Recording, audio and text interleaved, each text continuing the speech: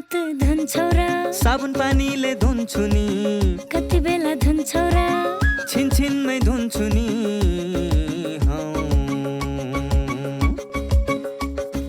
घरमा पस्दा अफिस पस्दा सधैँ धुन्छु हात कोरोनालाई यसै गरी भगाइदिन्छु म त घरमा पस्दा अफिस पस्दा सधैँ धुन्छु हात कोरोनालाई यसै गरी भगाइदिन्छु म त भान्सा छिर्नु अगाडि खाना खानु अगाडि जहाँ त्यही छोएपछि हातले छोपी खोकेपछि हात धुन्छौ र साबुन पानीले धुन्छु नि कति बेला धुन्छौ र छिनछिनमै धुन्छु नि कोरोनाबाट बच्ने 3 उपायहरू। व्यक्ति बीच 2 मिटर टाढा बस्ने, घरबाट बाहिर निस्कँदा मास्क लगाउने र बेला बेलामा साबुन पानीले मिची 20 सेकेन्डसम्म हात धुने। कोरोनाबाट आफू पनि बचाउँ र अरूलाई पनि बचाउँ। नमस्कार, स्वस्थ जीवन कार्यक्रममा तपाईलाई स्वागत छ। नेपाल सरकार स्वास्थ्य तथा जनसङ्ख्या मन्त्रालय, राष्ट्रिय स्वास्थ्य शिक्षा सूचना तथा सञ्चार केन्द्र र नेपाल टेलिभिजन बीचको सहकार्यमा निर्माण गरिएको यो कार्यक्रम एनटिभी प्लसका साथै एनटिभी टहरी र एनटिभी कोहलपुरबाट हेर्न सक्नुहुनेछ। नेपालको संविधानले स्वास्थ्य सम्बन्धी हकलाई नागरिकको मौलिक हकका रूपमा प्रत्याभूत गरेको छ।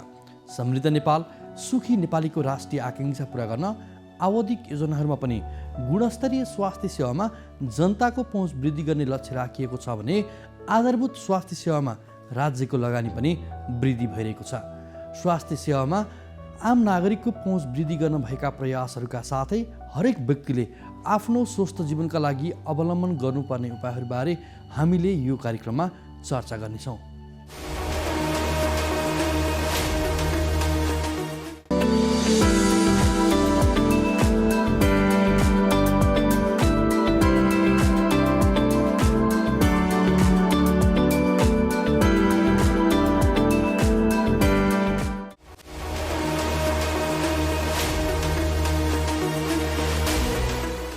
दर्शकवृन्द, कोभिड-19 को डेल्टा भेरिएन्टलाई विश्व स्वास्थ्य सङ्गठनले भेरिएन्ट अफ कन्सर्न भनेको छ। सबै उमेर समूहमा यो भेरिएन्टको सङ्क्रमण दर बढेको पाइएको छ। डेल्टा भेरिएन्ट अघिल्लो भेरिएन्टको तुलनामा 2 गुणा बढी सङ्क्रामक रहेको पाइएको छ। डेल्टा भेरिएन्ट के हो? डेल्टा भेरिएन्ट किन बढी सङ्क्रामक छ? कोभिड-19 विरुद्धका खोपहरू डेल्टा भेरिएन्ट विरुद्ध कतिको प्रभावकारी हुन्छ? यसबारे रिपोर्ट आज हामीले यहाँ प्रस्तुत गर्नेछौँ। यसका साथै आज हामीले महिला स्वास्थ्य समस्या र समाधानको बारेमा एकजना विशेषज्ञसँग लिएको स्वास्थ्य संवाद पनि यहाँ प्रस्तुत गर्नेछौँ। यसका साथै स्वस्थ जीवनका लागि हाम्रो जीवनशैली कस्तो हुनुपर्छ यो बारेमा एकजना विज्ञले दिनुभएको सुझाव पनि यहाँ प्रस्तुत गर्नेछौँ। सुरुमा यो विशेष रिपोर्ट।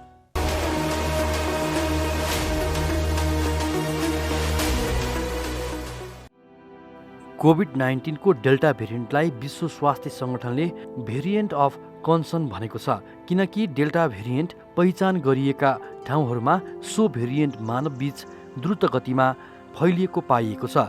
डेल्टा भेरिएन्ट अघिल्लो भेरिएन्टको तुलनामा 2 गुणा बढी सङ्क्रामक रहेको पाइएको छ। सबै उमेर समूहमा सो भेरिएन्टको सङ्क्रमण दर बढेको पाइएको छ।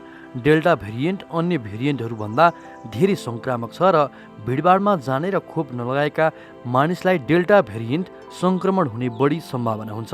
अधिक सङ्क्रामक भए पनि भिडभाड नगर्ने, अरूबाट भौतिक दूरी राख्ने, मास्क लगाउने अनि कुनै पनि सतह छोएपछि साबुन पानीले हात धुने गर्नाले डेल्टा भेरिएन्टबाट बच्न सकिन्छ। विश्व स्वास्थ्य सङ्गठनबाट अनुमति प्राप्त कोभिड-19 का खोपहरू डेल्टा भेरिएन्ट सहित अन्य कोभिड-19 का भेरिएन्ट विरुद्ध प्रभावकारी छन्। यी खोपहरूले गम्भीर बिरामी हुने जोखिम न्यूनीकरण गर्न मद्दत गर्दछ। त्यसैले आफ्नो पालो अनुसार खोपको पूर्ण मात्रा लगाउन जरुरी छ। मानव कोशिकाहरूमा प्रवेश गर्नको लागि भाइरसले प्रयोग गर्ने स्पाइक प्रोटिनमा नयाँ उत्परिवर्तन आएपछि यसलाई डेल्टा प्लस भेरिएन्ट नामाकरण गरिएको हो।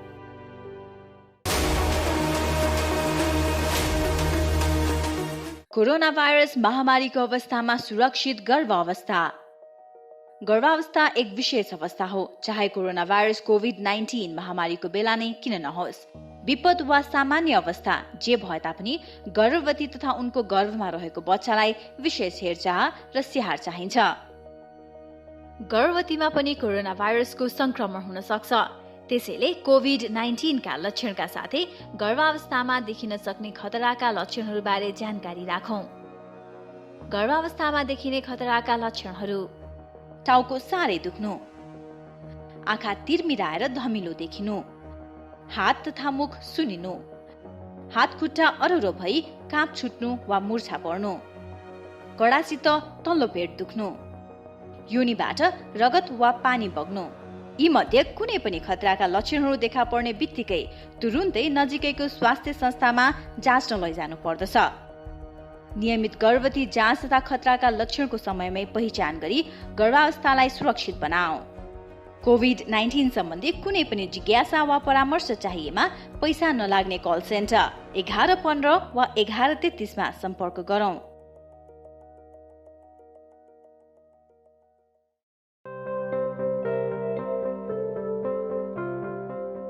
नानु, होमवर्क सक्यो त?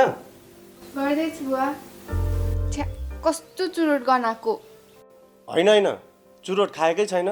थाहा छ। हजुरले कौसीमा, घर बाहिर आँगनमा, बाटोमा चुरोट खाएर हिँडेको देखेको छु मैले। कहिलेकाहीँ मात्रै हो के? अब छोड्छु।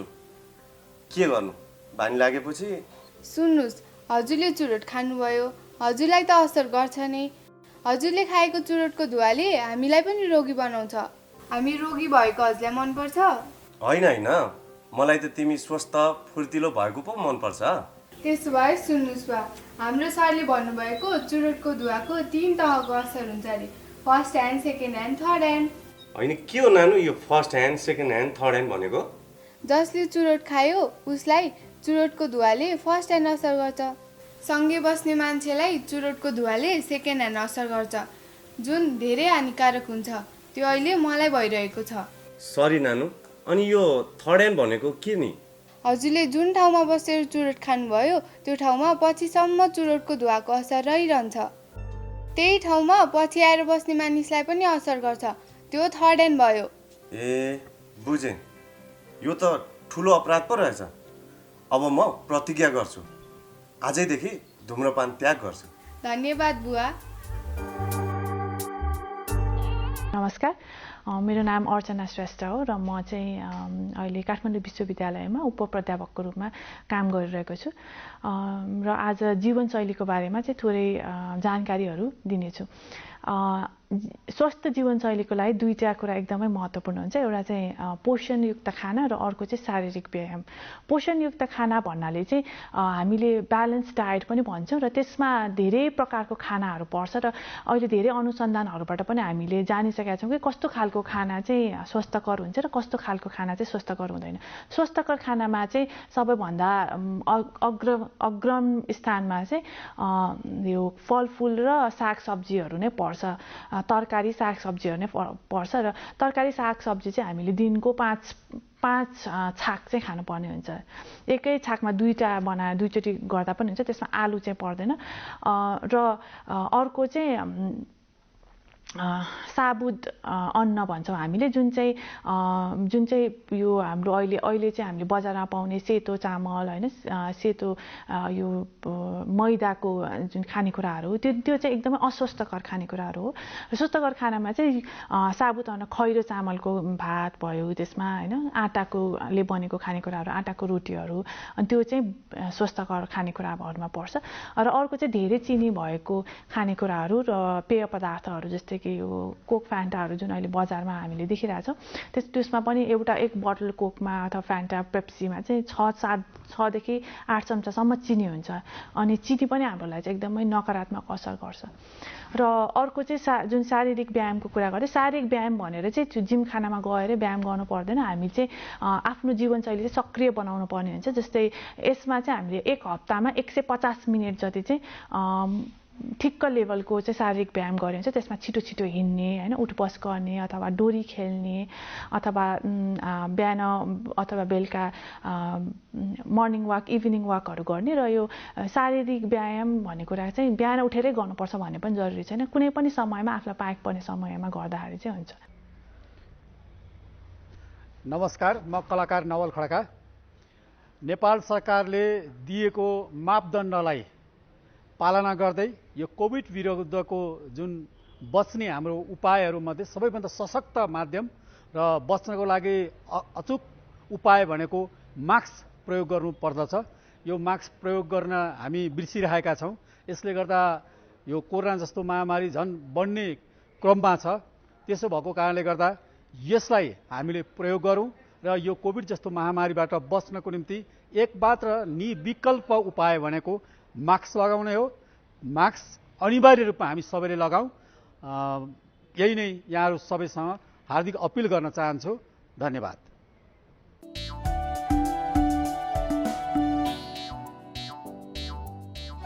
नमस्ते दाजु भाउजू। नमस्कार। कताबाट अस्पतालमा?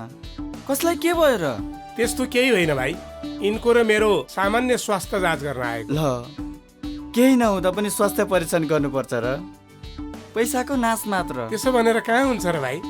समय समयमा स्वास्थ्य जाँच गरायो भने आफ्नो स्वास्थ्यको अवस्थाबारे थाहा हुन्छ। यसरी नियमित रूपमा स्वास्थ्य जाँच गराउँदा कुनै रोग लागेको छ भने सुरुवाती अवस्थामा नै रोग पत्ता लाग्छ अनि समयमै उपचार गर्न सजिलो हुन्छ नि। सही भन्नुभयो दाइ। मैले पनि आफ्नो र परिवारको नियमित स्वास्थ्य जाँच गराएको भए आज मेरो श्रीमतीको यो हालत हुने थिएन र पैसा पनि जोगिन्थ्यो। म त मेरो र मेरो परिवारको स्वास्थ्य प्रति सजग छु। तपाईँ पनि अबदेखि नियमित रूपमा स्वास्थ्य परीक्षण गराउनुहोस् है। राष्ट्रिय स्वास्थ्य शिक्षा सूचना तथा सञ्चार केन्द्र।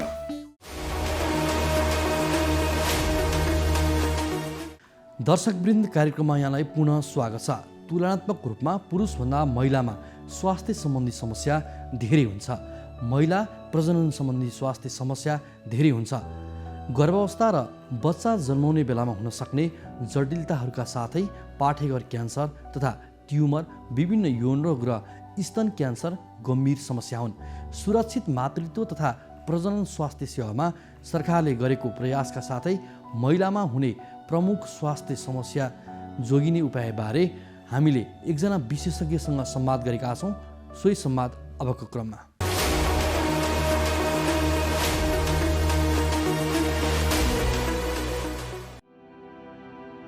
तुलनात्मक रूपमा पुरुषभन्दा महिलामा स्वास्थ्य समस्या धेरै हुन्छन्। महिलामा प्रजनन सम्बन्धी स्वास्थ्य समस्या धेरै हुन्छ। गर्भावस्था र बच्चा जन्माउने बेलामा हुन सक्ने जटिलताका साथै पाठेघर क्यान्सर तथा ट्युमर, विभिन्न यौन रोग र स्तन क्यान्सर गम्भीर समस्या हुन्। विभिन्न अवस्थामा हुने हर्मोनको घटबड, रजस्वला तथा प्रसुति अवस्थाका कारण महिलाको शारीरिक अवस्था बढी संवेदनशील हुन्छ। यसमा उनीहरूलाई उचित आहार विहार तथा आरामको आवश्यकता पर्दछ।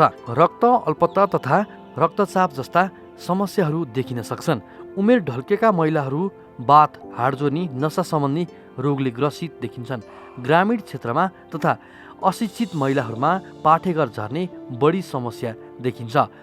यौन तथा प्रजनन सम्बन्धी समस्याहरू खुलेर परिवारमै पनि व्यक्त गर्न सक्दैनन्। महिलामा हुने प्रमुख स्वास्थ्य समस्या र जोगिने उपायबारे स्त्री तथा प्रसुति रोग विशेषज्ञसँग हामीले संवाद गरेका छौँ। महिलाको प्रजनन अङ्गहरूको समस्याहरू हामीले मुख्यतया दुईटा किसिमले यसलाई बाँडेका हुन्छौँ। एउटा चाहिँ गर्भवती हुँदाखेरि जसलाई हामी मेडिसिनको भाषामा अब्स्टेटिक प्रब्लमहरू भन्छौँ। अर्को चाहिँ गर्भवती नहुँदाखेरिको नहुँदाखेरिको समस्याहरूलाई गाइनेकोलोजिकल प्रब्लम भनेर भन्छौँ। अब गाइनेकोलोजिकल प्रब्लमहरूमा थुप्रै किसिमका समस्याहरू हुन्छन्। जस्तो सबैभन्दा बढी हुन सक्ने समस्या भनेको महिलाहरूको योनिबाट पानी बग्ने, अनि निसन्तानपन भयो, अनि अनियमित महिनावारी भयो। पहिला चाहिँ महिलाहरूको पाठेघर झर्ने समस्या एउटा ठुलो विकराल समस्या थियो र त्यसै किसिमले महिला प्रजनन अङ्गका अर्बुद रोग अर्थात् जसलाई हामी क्यान्सर भनेर भन्छौँ, अर्बुद रोगहरू यी चाहिँ मुख्य समस्याहरूमध्ये पर्छन्। र त्यसमध्ये अब अहिले नेग्लेक्टेड भएको एउटा अर्को पाटो चाहिँ तरुणावस्थाको केटीहरूमा हुन सक्ने समस्याहरूलाई चाहिँ हामीले अहिले अझै त्यसलाई राम्रोसँग गर्न सकेका छैनौँ, सम्बोधन गर्न सकेका छैनौँ। त्यो पनि एउटा समस्याहरूमध्ये देखिन्छ। जस्तै अब अलिकति यो महिनावारी सुकेपछि देखिने समस्या पनि, त्यो पनि एउटा ठुलो समस्या हो। धेरै जस्ता महिलाहरू चाहिँ यसलाई रजोनिवृत्ति, नेपालीमा रजोनिवृत्ति भन्छौँ र अङ्ग्रेजीमा मेनोपाउज भनेर भन्छन्। मेनोपाउज भनेको महिनावारी सुकेपछिको उमेरलाई चाहिँ मेनोपाउजल एज भनेर भन्छौँ हामीले। अनि यो समस्या के हुन्छ भन्दाखेरि मेनोपाउज भएपछि मात्र होइन, मेनोपाउज हुनुभन्दा कसैलाई त 10-12 वर्ष पहिलेदेखि दुःख दिन थाल्छ। जिउ तात्तिने, चिसो पसिना आउने, राति निद्रा नपर्ने, अनि मान्छेहरू बोल्यो भने झर्को लाग्ने, मनमा अनेक कुराहरू खेल्ने, हड्डी खिने, अनि योनिमा सुक्खापना हुने, यस्ता समस्याहरूले गर्दाखेरि महिलाहरू धेरै जसो गाइनेकोलोजिस्ट भन्दा पनि अरू चिकित्सकहरू कहाँ गएर, धेरै जसो त मनोचिकित्सकहरू कहाँ गएर मानसिक उपचार गरेको पनि थुप्रै पाइन्छन्। त्यो एउटा निकै समस्या, कोही त त्यो यी समस्याहरूले समाधान नभएर आत्महत्या समेत गरेका महिलाहरूले त्यस्तो समस्या समेत पाइन्छ। डाक्टर साहब, जस्तै अब यहाँले भन्नुभयो महिनावारी सुक्ने बेलामा अथवा त्योभन्दा अगाडिदेखि नै समस्याहरू हुन्छन् भनेर, होइन? कसरी चाहिँ थाहा पाउने त? अब यहाँले भन्नुभयो कति मनोचिकित्सकमा पनि जान्छन् भनेर भन्नुभयो नि त, यो चाहिँ यसैको समस्या हो भनेर चाहिँ कसरी थाहा पाउनु डाक्टर साहब? अब महिलाहरूले 40 वर्ष नागेका महिलाहरूले यदि यी लक्षणहरू जुन अघि मैले भने, धेरै जसोलाई सुरु हुने भनेको जिउ मेरो डाक्टर साहब पैतालादेखि तालुसम्म रनक्क रन्किन्छ, दिनमा कसैलाई त 50 पल्ट 60 पल्ट हुन्छ, अनि रनक्क रन्किने, एकैछिनमा चिसो पसिना खल्ल चिसो आउँछ डाक्टर साहब, अरूलाई जाडो भइरहेको हुन्छ, मलाई पसिना आइरहेको भन्छन्। अनि मनमा अनेक कुरो, मान्छेहरू मेरो श्रीमान त नजिकै नआइदिए हुन्थ्यो जस्तो लाग्छ मलाई, अनि साह्रै अप्ठ्यारो, अनि रातभरि निद्रा पर्दैन, अनिद्रा भएर आउँछ। राति यो चाहिँ जिउ तात्तिने समस्याहरू चाहिँ सुतेको बेलामा पनि जिउ तात्तिएर निद्रा खुल्ने, निद्रा नपर्ने, परिहालेछ निद्रा भने पनि 1 बजे 2 बजे निद्रा खुल्ने, त्यसपछि छर्लङ्ग हुने, मनमा कुराहरू खेल्न थाल्ने, त्यस्तो समस्या देखिन थाल्यो भने यो चाहिँ मेरो हर्मोनको कमी हुन थालेको हो। महिलाहरूको मुख्य अब अन्डाशयले हर्मोन निकाल्छ, मुख्य एस्ट्रोजेन र प्रोजेस्टेरोन भन्ने 2टा हर्मोनहरू निकाल्छ। त्यो चाहिँ धेरै जसोको 40 नागेपछि बिस्तारै कम हुँदै जान्छ।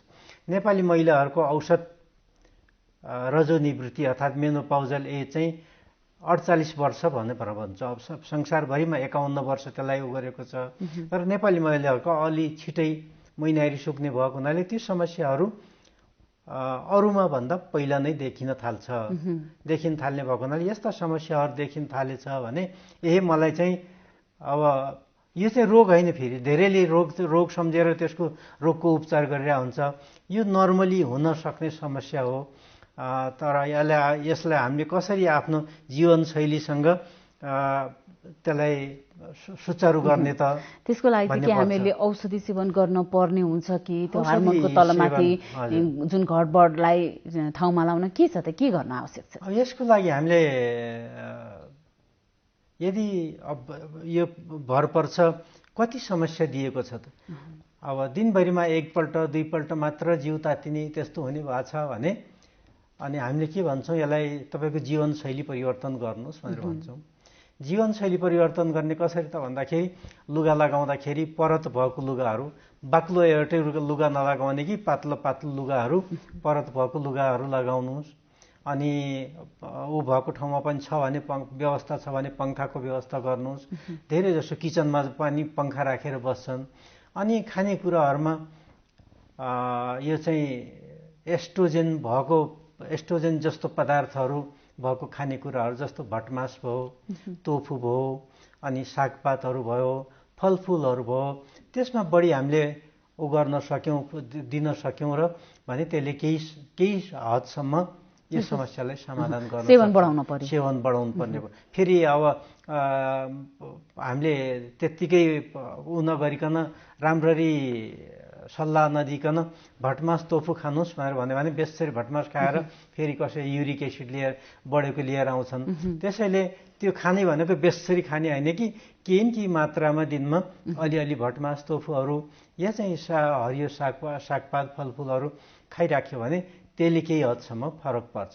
यदि त्यसले पनि भएन भने अनि हामी चाहिँ अब यसमा यति बेला चाहिँ सबैभन्दा चाहिँ आफन्तहरूको सपोर्ट चाहिँ आवश्यक पर्छ।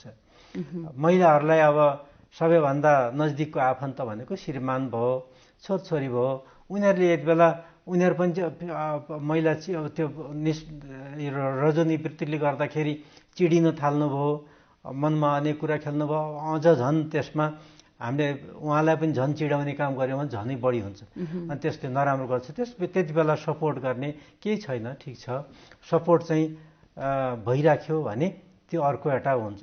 त्यसले पनि भएन भने हामीले अनि औषधिहरू दिन थाल्छौँ। औषधिहरूमा हर्मोन भन्ने औषधिहरू दिनुपर्छ, जुन चाहिँ त्यही अन्डाशयले निकाल्ने हर्मोन छ, बाहिरबाट बनेका चक्कीहरूमा हामीले चक्कीहरूमा कसैले पाखुरामा राख्ने अब उसमा राखेको हुन्छ, यसलाई प्याच भन्छौँ हामी।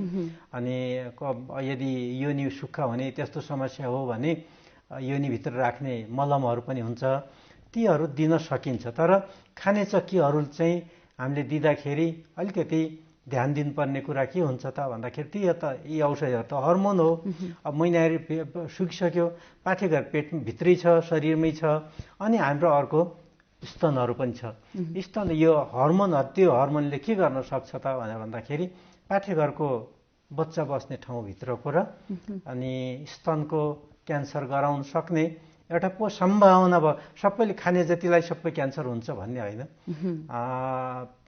हुन सक्ने सम्भावना बढ्ने भएको हुनाले हामीले त्यो औषधि दिएका महिलाहरूलाई समय समयमा परीक्षण चाहिँ गरिराख्नु पर्छ। पाठेघरको भित्र बच्चा बस्ने ठाउँ कति बाक्लो छ त। अब महिनारी सुकिसकेपछि पाठेघरको भित्र बच्चा बस्ने तह चाहिँ एकदम पातलो भएर जान्छ। यो बच्चा पाउने उमेरको महिलाहरूमा त्यो महिनारीको समयमा फेरिँदै जान्छ। महिनारी भएपछि 2 मिलिमिटर 3 मिलिमिटर हुन्छ भने अनि अन्डा बन्ने बेलामा मिन्स भएको 13-14 दिनमा त्यो चाहिँ 12-13 मिलिमिटरसम्म भएर पाक्लो भएर जान्छ।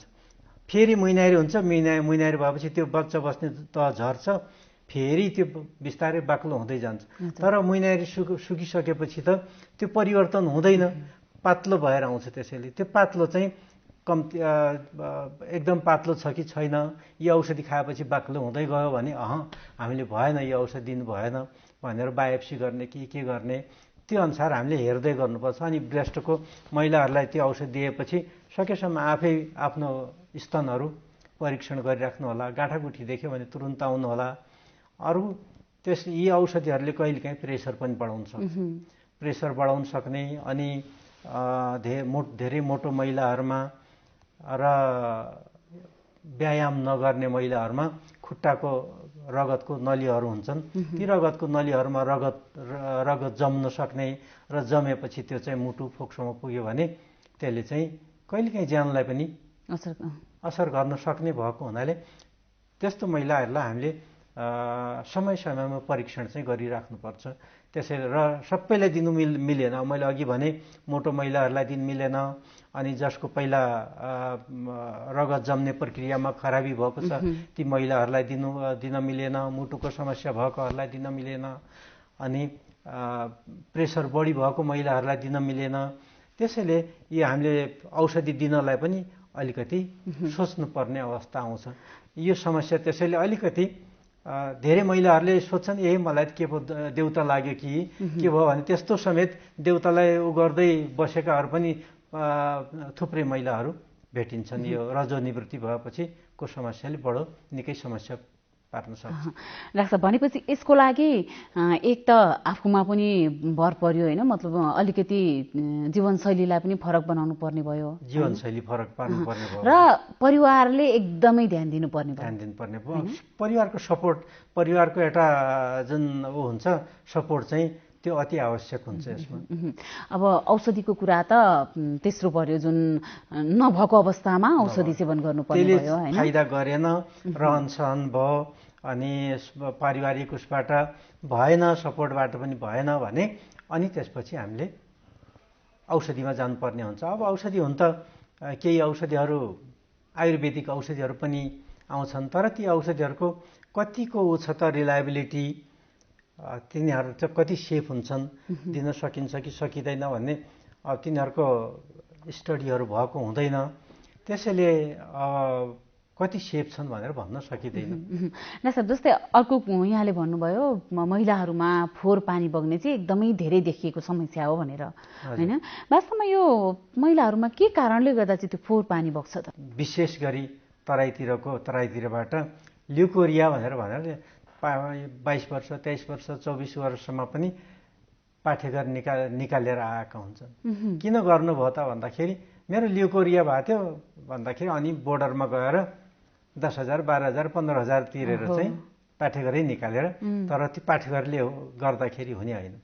यो योनिबाट पानी निस्किने भनेको दुईटा मुख्य कारणले गर्दा, दुईटा कारणले हुन्छ। एउटा चाहिँ मैले सामान्य पानी बग्ने भनेर भन्छु, जसलाई फिजियोलोजिकल अर्थात् नर्मल महिलाहरूमा हुन सक्ने, सामान्य महिलाहरूमा हुन सक्ने भयो।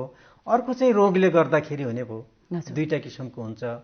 अब सामान्य कहिले कहिले हुन्छ त भन्दाखेरि बुझ्नुपर्ने कुरो, धेरै जसो सामान्यलाई पनि डराएर यो त मलाई त के पो भएछ भनेर आत्तिनुहुन्छ।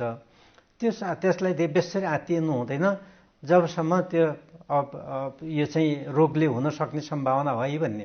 अब सामान्य अवस्थामा कहिले कहिले हुन्छ त भन्दाखेरि जहिले महिलाहरूको शरीरमा हर्मोनको तलमाथि हुन्छ, त्यति बेला चाहिँ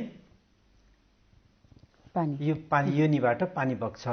जति बेला त्यो एस्ट्रोज, अघि हामीले जुन रजोनिवृत्तिमा पनि कुरा गऱ्यौँ, अन्डाशय निकाल्ने एउटा हर्मोन एस्ट्रोजेन भन्ने हुन्छ, त्यो हर्मोनको मात्रा बढी हुने बित्तिकै शरीरमा योनिबाट पानी निस्किन थाल्छ। यदि त्यो चिलाउँदैन, गनाउँदैन, रगत मिसिएको छैन, भित्र पोल्ने सोल्ने समस्या छैन भने त्यो चाहिँ नर्मल हुन्छ, आत्तिहाल्नु पर्दैन। अब त्यो कहिले कहिले हुन्छ त भन्दाखेरि सानो एउटा बच्चा अहिले केटी छोरी जन्मियो, जन्मिएपछि उसको रगत मिसिएको पानी बग्न सक्छ। किन बग्छ त भन्दाखेरि आमाको शरीरमा हुन्जेलसम्म आमाबाट उसले एस्ट्रोजेन भन्ने हर्मोन पाइरहेको थियो, अब त्यो हर्मोन पाएन, अब उसको निस्किने बेला भएको छैन, छोरीको अहिले निस्किने बेला भएको छैन। त्यसैले त्यो हर्मोन निस्किएपछि मेरो त सकियो है भनेर अनि योनिबाट रगत मिसिएको पानी बग्न सक्छ। त्यसपछि अरू कहिले आउँछ, त्यसपछि सानो बच्चाहरू महिनारी सुरु हुने उमेर पुगेपछि 10, 11, 12 वर्षको केटीहरू त्यस्तो लिएर आउँछन्। किन लिएर आउँछन् त भन्दाखेरि उनीहरूको अब 10, 11 वर्षमा जति बेला अब महिनारी सुरु हुने बेला भयो, त्यति बेला अन्डाशयले चाहिँ हर्मोन निकाल्न थाल्छ। त्यो पहिलोपल्ट हर्मोन निकाल्ने भएको हुनाले त्यो हर्मोनको कारणले गर्दाखेरि फेरि पानी बग्न थाल्छ। तर उनीहरूले उनीहरूले त के भन्छन्, मेरो गनाउने पानी पनि बग्यो भन्छ। किन? उनीहरूलाई चाहिँ पहिला त्यो फोहोर पानीको चाहिँ गन्ध थाहै छैन, त्यसैले उनीहरूले त्यसलाई गनाउने पानी भन्छ। तर त्यो हेर्दाखेरि सिगान जस्तो पानी मात्रै सामान्य पानी हो भने त्यसलाई हामी आत्तिँदैनौँ। यदि अब त्यसपछि अर्को कहिले हुन्छ भन्दाखेरि महिलाहरूको अन्डा बन्ने बेलामा धेरै जसो महिलाहरूको के हुन्छ त, जसको 28-30 दिनमा महिनारी हुन्छ, 28-30 दिनमा महिनारी हुने महिलाहरूको अन्डा बन्ने समय भनेको 12, 13, 14 दिनतिर हुन्छ, मिन्स भएको 12, 13, 14 दिनतिर। त्यति बेला चाहिँ यदि पानी बढी बग्छ, चिलाउँदैन भने त्यो अन्डा बन्ने बेलामा पनि त्यो अन्डा ठुलो भएपछि त्यसबाट हर्मोन निकाल्छ, त्यो हर्मोनले गर्दाखेरि त्यति बेला बढी हुन्छ। अर्को चाहिँ गर्भावस्थाको बेलामा, त्यति बेला सबैभन्दा बढी एस्ट्रोजेन पदार्थ साल जुन हुन्छ बच्चासँग, त्यो सालले चाहिँ एस्ट्रोजेन त्यही हर्मोन चाहिँ धेरै निकालिराखेको हुन्छ। निकाल्ने भएको हुनाले गर्भावस्थामा पनि त्यो पानी धेरै बग्छ। त्यति बेला पनि हामीले आत्तिएरी चाहिँ डराउनु पर्ने भएन। अर्को यौन सम्पर्क गर्दाखेरि यौन स्टिमुलेसन अर्थात् यौन उत्तेजनाको बेलामा पनि पानी बढी बग्छ, त्यसलाई पनि हामीले आत्तिनु परेन। अर्को कुनै औषधिहरू जस्तो हामीले निलोकन चक्की जसलाई भन्छौँ, बाहिरबाट हर्मोन जसले खाइराख्नु भएको छ महिलाहरूले, निलोकन चक्की भयो अरू त्यस्तै हर्मोनहरू खाइराखेको महिलाहरूको आएछ भने त्यो पनि सामान्य हो है, आत्तिनु पर्दैन भन्छ। तर यदि चिलाउने भएछ, गनाउने भएछ, रगत मिसिएको आयो या चाहिँ यौन सम्पर्क गरेपछि रगत मिसिएको पानी बगेछ भने यो चाहिँ अब चाहिँ डाक्टर कहाँ जानुपर्ने अवस्था, चिकित्सक कहाँ जानुपर्छ है भनेर हामीले त्यसलाई बुझ्नुपर्ने हुन्छ। अनि अब नराम्रो केले गर्दाखेरि हुन्छ त दुईटा, अब जुन अघि एउटा हामीले सामान्य भन्यौँ, अब नराम्रो केले गर्दाखेरि हुन्छ त दुईटा हामी डराउने भनेको दुईटा कारणले। एउटा त सङ्क्रमण भयो, सङ्क्रमणले गर्दाखेरि हुनसक्छ। अर्को चाहिँ क्यान्सर या क्यान्सर हुनुभन्दा पहिलाको अवस्थाहरूले गर्दाखेरि क्यान्सर हुनु पानी बग्न सक्छ। अब इन्फेक्सन हाम्रो 2-3वटा किसिमको, एउटा चाहिँ ढुसी परेको जसलाई भन्छौँ हामी फङ्गल इन्फेक्सन भन्छौँ। इन्फेक्सन चाहिँ के कारणले हुन्छ? त्यही इन्फेक्सनहरू 3वटा मुख्य किसिमको हुन्छ। अब 3वटा मुख्य किसिमको इन्फेक्सनहरू के हुन्छ भन्दाखेरि एउटा त ढुसी परेको जसलाई फङ्गल इन्फेक्सन भन्छौँ। त्यो फङ्गल इन्फेक्सन भनेको कस्तो हुन्छ, कस्तोलाई हुन्छ त भन्दाखेरि मोटो महिलाहरूलाई अनि नाइलनको पेन्टी प्रयोग गर्नेहरूलाई, धेरै डायबिटिज भएकोहरूलाई, इम्युनो कम्प्रोमाइज भन्छौँ जसको भित्री शक्ति रोगसित लड्ने शक्ति चाहिँ कम छ त्यस्तो महिला, त्यस्तो भनेको एचआइभी भएका भए, स्टेरोइड हर्मोनहरू कुनै अर्को कारणले गर्दाखेरि स्टेरोइड हर्मोनहरू लिइराखेका महिलाहरू रहेछन् भने, या चाहिँ जसको श्रीमानको धेरै जसो अरू महिलाहरूसँग पनि सम्पर्क हुन्छ भने त्यस्तो उसबाट चाहिँ हुन सक्ने सम्भावना हुन्छ। अर्को चाहिँ ब्याक्टेरियल इन्फेक्सन भन्छौँ, अर्को जीवाणुले गराउने त्यो पिप जस्तो, यो अघि जुन हामीले ढुसी पऱ्यो भनेको त्यो दही जस्तो पानी बग्छ, सेतो सेतो दही जस्तो बाक्लो बाक्लो पानी आउँछ, मेरो बेसरी चिलाउँछ भनेर भन्छन्। अनि त्यो चाहिँ हुने भनेको त्यस्तो मोटोहरूलाई हुन सक्ने सम्भावना भयो। अनि ब्याक्टेरियल इन्फेक्सन भनेको अर्को पिप जस्तो पानी बग्छ राख्छ, मेरो त पहिलो पेन्टीहरू चाहिँ नै भिज्ने गरी आउँछ भनेछ। अनि त्यस्तोमा युजली धेरै जसोको चिलाउँदैन तर पिप जस्तो पानी बगेको हुन्छ। त्यो पनि कि चाहिँ अब यौन सम्पर्कबाट हुन सक्ने सम्भावना पनि हुनसक्छ धेरै जसोमा, त्यसबाट हुन्छ। अर्को तेस्रो चाहिँ एउटा हुन्छ प्रोटोजोआ भनेर भन्छौँ हामी। प्रोटोजोआ भनेको एउटा एककोशिक जीवाणु हो। त्यो चाहिँ अहिले सबैभन्दा बढी चाहिँ हुन सक्ने प्रोटोजोआ ट्राइकोमोनस भन्छौँ। त्यसमा चाहिँ भित्र केही हिँडे जस्तो हुन्छ, मेरो पहिलो खालको पहिलो हरियो खालको पानी बग्छ, भित्र हिँडे जस्तो हुन्छ, एकदम पोल्छ भनेछ भने त्यस्तो खालको आउन सक्छ। र यदि रगत मिसिएको पानी बगेछ भने सबैभन्दा डर चाहिँ हामी त्यति बेला हुन्छौँ। त्यो चाहिँ हुन सक्ने भनेको यदि महिलाहरूको पाठेघरको मुखको क्यान्सर रहेछ, योनिमा क्यान्सर रहेछ, अरू कुनै मासु पलाएको रहेछ भने ती कारणहरूले गर्दाखेरि रगत मिसिएको गनाउने माछा बजारमा जस्तो गन्ध आउँछ, त्यस्तो खालको गन्ध आएछ भने त्यो चाहिँ अनि क्यान्सरले हुन सक्छ है भनेर हामीले त्यस्तोमा शङ्का गर्छौँ। कुनै चाहिँ क्यान्सर हुन सक्ने पनि हुनसक्छ होइन। अब त्यसको उपचारको कुरा त हामी अनि क्यान्सरको कुरा त फेरि अर्को एपिसोडमा गर्छौँ, किनभने आज हामी सबै समेट्न सक्दैनौँ। र यो कुन अवस्थाको कुन चाहिँ हामीले औषधि सेवन नगरी पनि ठिक हुन्छ कि होइन, अथवा औषधि सेवन गर्नुपर्ने नै हुन्छ कि कति समयसम्म औषधि सेवन गर्नुपर्छ यो पानी बग्ने जुन समस्या छ यसलाई कम गर्नको लागि, यसलाई रोक्नको लागि? अब जुन अघि फिजियोलोजिकल सामान्य भन्यो हामीले हर्मोनको कारणले भने त्यसलाई कुनै औषधि चाहिँदैन। हामी त्यसलाई रिएस्युरेन्स भन्छौँ, अर्थात् यो तपाईँ बिरामीलाई चाहिँ बताउनु पर्यो यो तपाईँको सामान्य अवस्थाले तपाईँको हर्मोनले गर्दाखेरि भएको हो, आत्तिहाल्नु पर्दैन भने। तैपनि धेरै जसो मान्दैनन् उनी, यस्तो आइरहेछ तर डाक्टरले मान्दैन। अब त्यस्तोहरूलाई चाहिँ केही औषधिहरू हामीले भित्र राख्ने औषधि, सफा गर्ने औषधि, या पेन्टीहरू नाइलनको पेन्टी प्रयोग नगर्नुहोस् भनेर सकेसम्म औषधि दिँदैनौँ हामीले। तर अब रोगको कारणले गर्दाखेरि भएको हो, जुन अघि मैले सेतो दही जस्तो पानी बग्ने, चिलाउने पानी पिप जस्तो छ, या हरियो पहिलो खालको पानी बगिरहेछ भने ती अवस्थाहरूमा अवश्य पनि उपचार गर्नुपर्छ।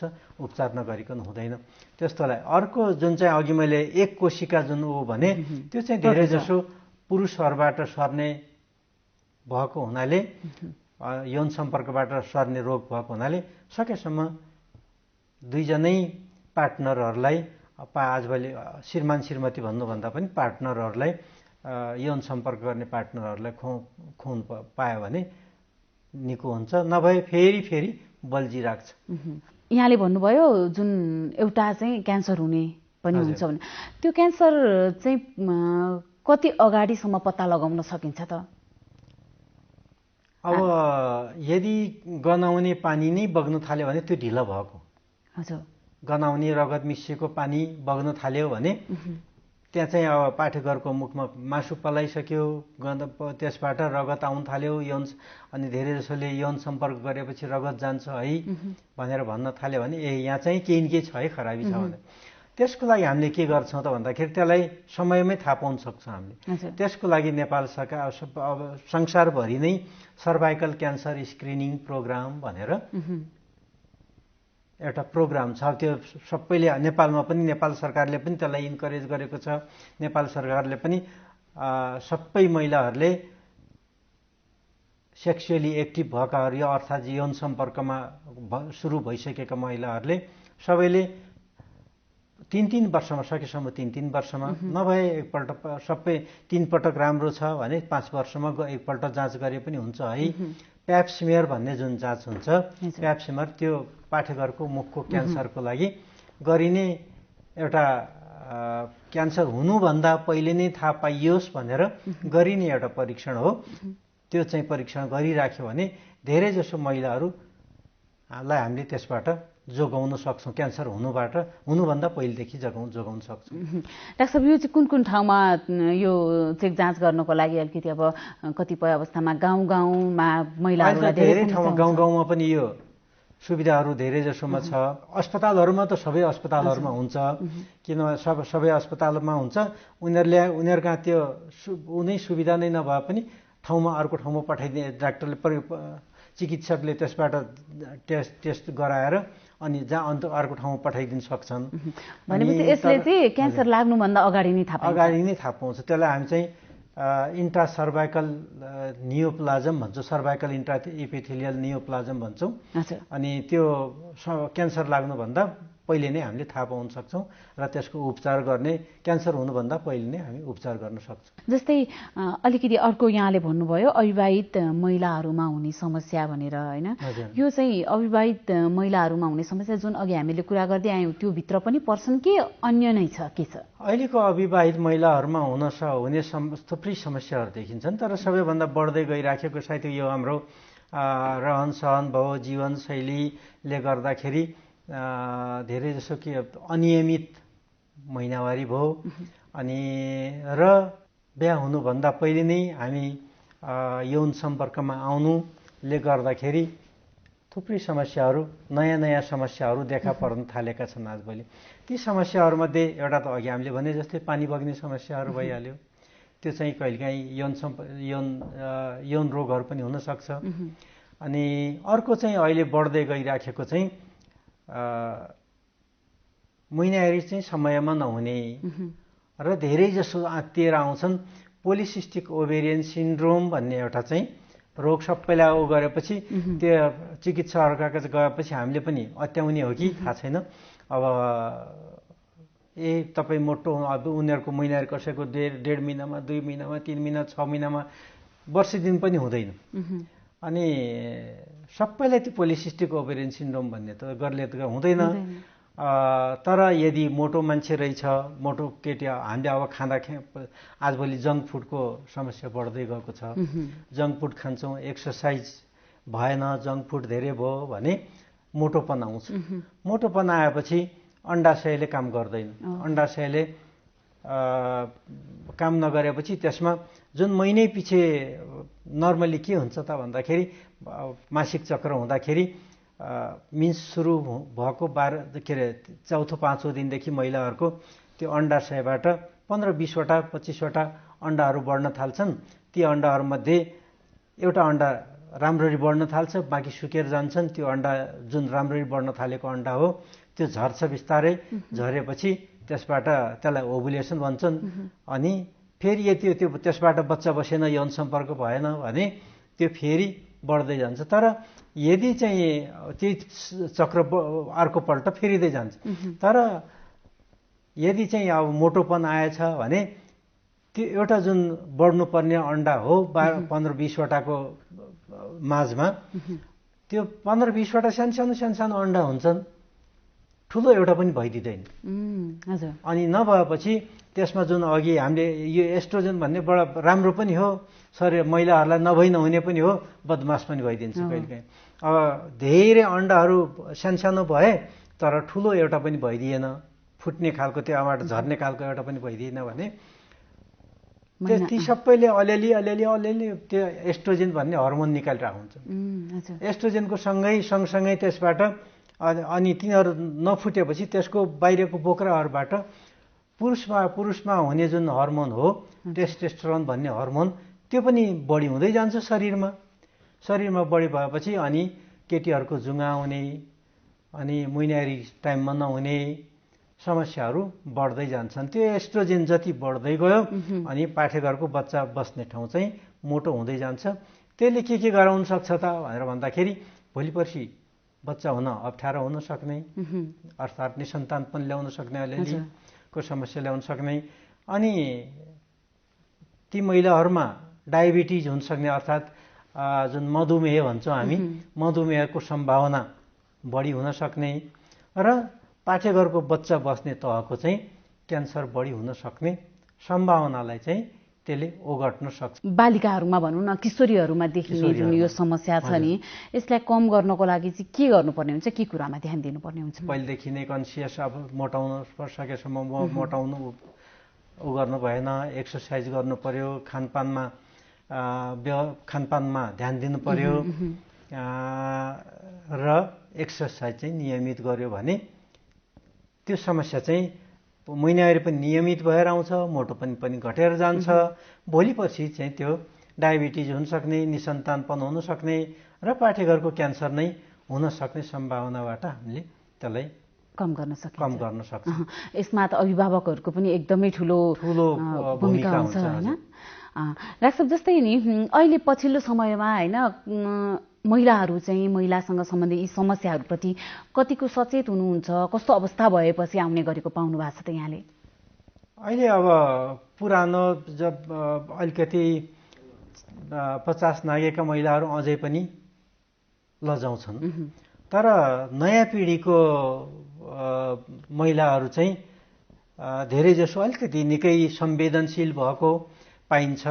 उहाँहरू चाहिँ समयमै आउने, अलिकति पानी गयो भने पनि यही क्यान्सर पो भयो कि भनेर यहाँ मैले चाहिँ एउटा सानो यो चेतनामूलक एउटा क्यान्सर, महिला प्रजनन अङ्गको क्यान्सर भनेर एउटा यो चेतनामूलक, अनि अर्को निसन्तानपन र समाधान र गर्भवतीहरूको लागि एउटा सुरक्षित गर्भावस्था र सुरक्षित मात्रै, यी चाहिँ सबै चेतनामूलक पुस्तिकाहरू, सानो पुस्तिकाहरू यो मैले धेरै भयो निकालेको।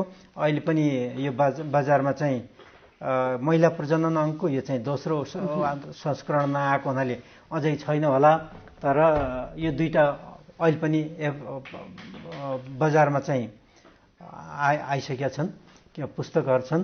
अनि यो महिलाहरूले चाहिँ चेतना चाहिँ निकै बढेको छ। अहिलेको नयाँ पिँढीको महिलाहरूको चाहिँ चेतना निकै बढेको छ र त्यसमा पनि क्यान्सरबाट धेरै जसो हामी डराउँछौँ र नेपाल सरकारले पनि अहिले यसलाई निकै उसमा प्राथमिकतामा राखेको हुनाले केही न केही हाम्रो उसमा महिला स्वास्थ्यमा चाहिँ प्रगति भएको पाइन्छ।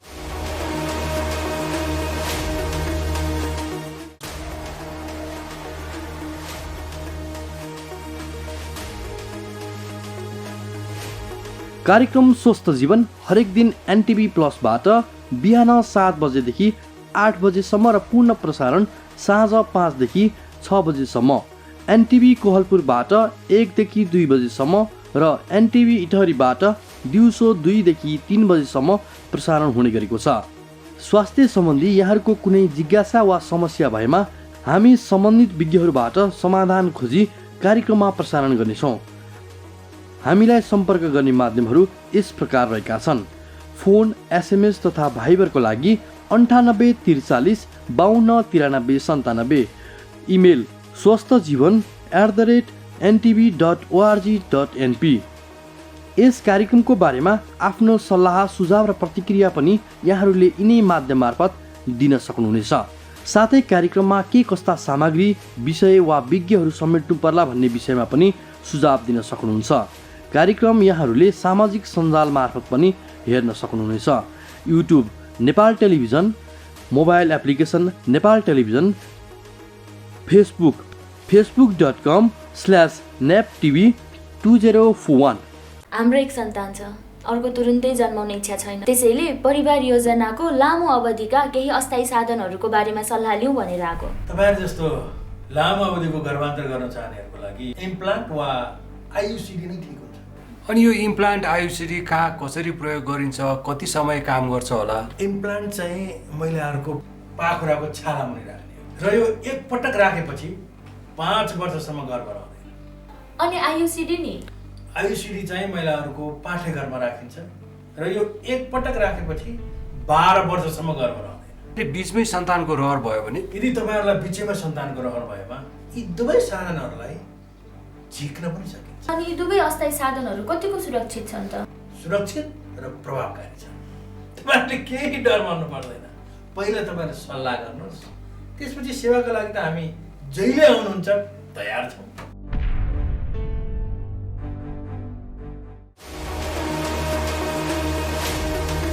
दर्शकवृन्द, तपाईँ कार्यक्रम स्वस्थ जीवन हेर्दै हुनुहुन्छ। कार्यक्रम स्वस्थ जीवनमा हामी स्वास्थ्य सम्बन्धी विविध विषयहरूलाई समेटेर यहाँ कार्यक्रम प्रस्तुत गरिरहेका छौँ। हरेक व्यक्तिले आफ्नो स्वस्थ जीवनका लागि अवलम्बन गर्नुपर्ने उपायहरू के हो, बिहानदेखि बेलुकासम्म आफ्नो दिनचर्यालाई कसरी स्वस्थ बनाउने, यो बारेमा हामीले एकजना विशेषज्ञसँग सुझाव लिएका छौँ। सोही सुझाव अबको क्रममा।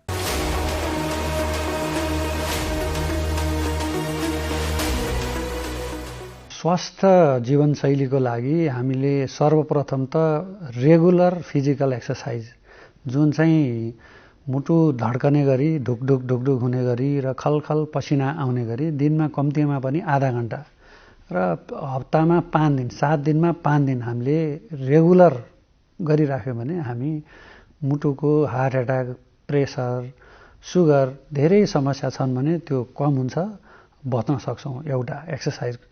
अब दोस्रो कुरा भनेको हामी चुरोट सुर्तीजन्य पदार्थको सेवन गरेको छ भने त्यो बन्द गरिहाल्ने।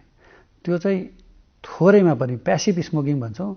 त्यो भनेको एउटाले स्मोक गरिरहेछ भने त्यो कोठामा अर्को मान्छे बसेको छ भने उसलाई पनि असर गर्छ भनेपछि चुरोट र सुर्तीजन्य पदार्थ चाहिँ बन्दै गर्नुपर्छ। यसले मुटुलाई मात्रै होइन, हाम्रो टाउकोदेखि औँलासम्म हरेक अर्ग्यानहरूमा यसले असर गर्छ। त्यही भएर सुर्तीजन्य पदार्थको सेवन नगरौँ र मद्यपान पनि नगरौँ। त्यसले हुन त थोरै अल्कोहलले शरीरलाई, मुटुलाई ब्लड प्रेसर कन्ट्रोल हुन्छ भनेर आए पनि त्यो सेवन गर्दै नगरौँ। होइन, त्यस्तै गरेर सुगर, ब्लड सुगर हाई छ, डायबिटिज छ भने डायबिटिज भएको मान्छेले सुगरलाई कन्ट्रोल गर्नलाई एक्सर्साइज गर्ने, सुगर कम भएको खानेकुरा खाने, रेगुलर औषधि खाने र रेगुलर चेकअप गर्ने। त्यस्तै ब्लड प्रेसर हाई भएको मान्छेले बिचमा ब्लड प्रेसर चेक गर्ने, मुटुको जाँच गर्ने, रक्त परीक्षण गर्ने र ब्लड प्रेसरको औषधि नियमित खाने र बिचमा फलोअप गर्ने, ताकि ब्लड प्रेसर कन्ट्रोल छ कि छैन। मान्छेले के हुन्छ भने मेरो ब्लड प्रेसर छ, म औषधि खाइरहेको छु तर ब्लड प्रेसर नापेको छैन, नाप्न गयो 180, 110, त्यस्तो खालको ब्लड प्रेसर छ भने तपाईँले औषधि खानुभएको चाहिँ नखाए बराबर हो। ब्लड प्रेसर 120/80, 130/80 यस्तो हाराहारीको ब्लड प्रेसर छ भने त्यो कन्ट्रोल हो।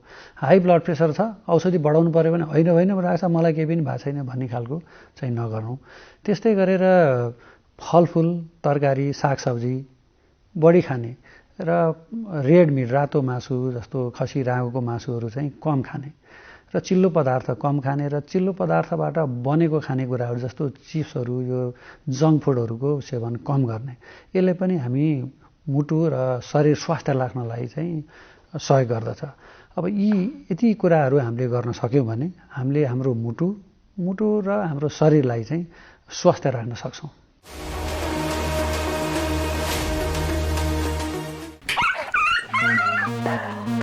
किन लखडा तिमीहरूले कुकुरलाई? ऊ त्यहाँ नारायणगाईलाई कुकुरले टोक्यो। ओहो, साउन पानी लिएर आऊ त छिटो छिटो ल्या।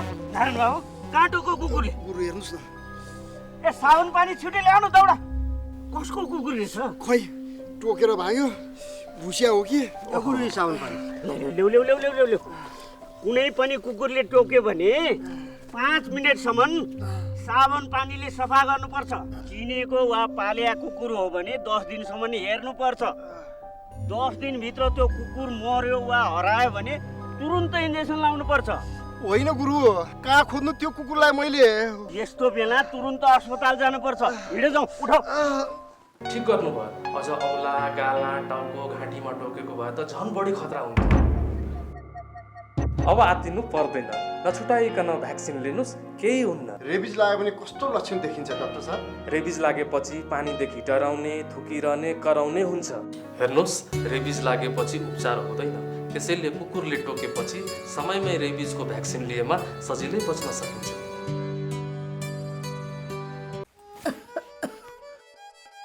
काकी कता हिँड्नु भएको? रुगा खोकी लागेर सन्चो नभएको धेरै भयो। औषधि लिन हिँडेँ कि म त।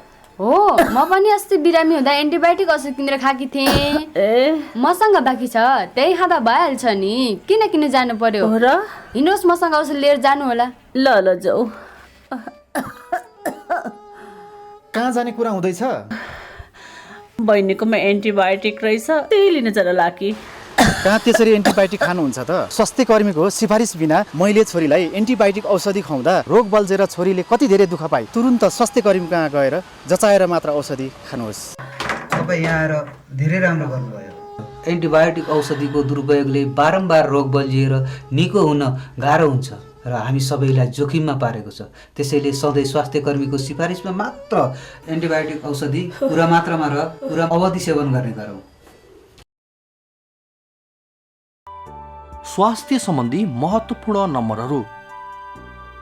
स्वास्थ्य सम्बन्धी कुनै पनि जानकारी र सहयोगका लागि स्वास्थ्य तथा जनसङ्ख्या मन्त्रालयका हटलाइन नम्बरहरू 1115 र 1133 वा मोबाइल नम्बर 985112 55839। एम्बुलेन्स सेवाको लागि 102 र 112। वैदेशिक रोजगारीको क्रममा स्वास्थ्यमा समस्या भएमा, अन्य सहयोग वा जानकारी आवश्यक परेमा श्रम, रोजगार तथा सामाजिक सुरक्षा मन्त्रालयको हटलाइन नम्बर 1141। शान्ति, सुरक्षा र अन्य सहयोगका लागि नेपाल प्रहरीको नम्बर 100। सशस्त्र प्रहरी बलको नम्बर 1114। रगत आवश्यक परेमा ब्लड बैंकको नम्बर 01 42 25 344।